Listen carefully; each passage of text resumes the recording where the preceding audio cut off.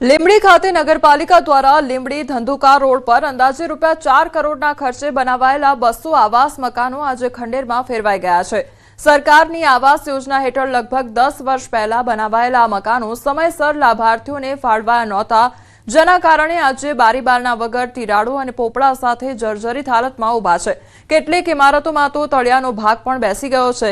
એક તરફ ગરીબ પરિવારો કાચા મકાનોમાં વસવાટ કરી રહ્યા છે, ત્યારે બીજી તરફ તૈયાર મકાનો વેડફાઈ જતા પ્રજાના ટેક્સના કરોડો રૂપિયાનો બગાડ થયો હોવાનો આક્ષેપ થઈ રહ્યો છે। સ્થાનિકોમાં નગરપાલિકા તંત્ર સામે ભારે રોષ જોવા મળી રહ્યો છે અને મકાનોની તાત્કાલિક મરામત કરી યોગ્ય લાભાર્થીઓને ફાળવણી કરવાની માંગ ઉઠી છે।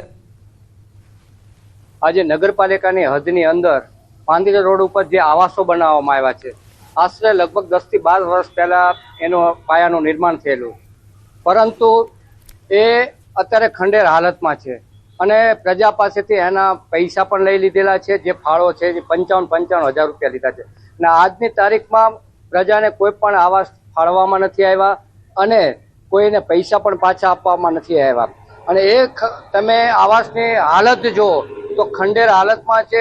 પ્રધાનમંત્રીએ કરેલી વાતનું સુરસુર્યું લીંબડીમાં થઈ ગયેલું જોવા મળે છે, કારણ કે હાલમાં જે પ્રધાનમંત્રી આવાસ યોજના છે એ રહેવા લાયક છે નહીં।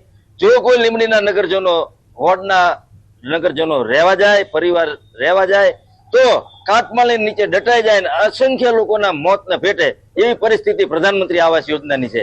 જે તે સમયે આ આવાસોની ફાળવણી ન થતા મકાનોમાં અમુક મરામતની જરૂરિયાત જણાઈ છે। આ બાબતે નિર્ણય કરી અને વડી કચેરીને રિપોર્ટ મોકલી આપવામાં આવેલો છે। આ મકાનોમાં જે સામાન્ય હવે મરામતની જરૂરિયાત જણાઈ છે તે પૂર્ણ કર્યા બાદ આને લાભાર્થીઓને ડ્રો પદ્ધતિથી ફાળવવામાં આવશે।